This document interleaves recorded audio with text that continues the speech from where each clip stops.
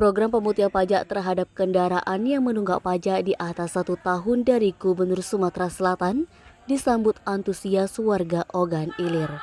Terbukti kunjungan ke kantor UPTB Samsat Ogan Ilir 1 mengalami peningkatan setiap harinya.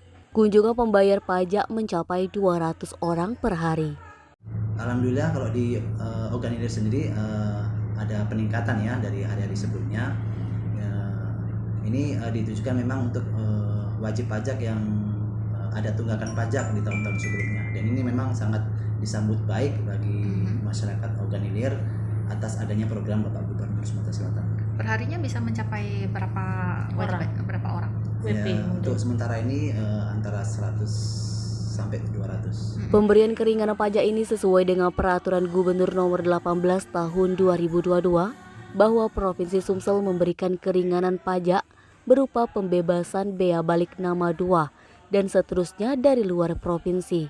Kemudian pembebasan denda dan bunga dari kendaraan roda 2 maupun roda 4. Capaian pendapatan daerah dari PKB dan BBNKB Ogan Ilir hingga saat ini sudah mencapai 62% atau 30,8 miliar rupiah dari target 49,6 miliar rupiah.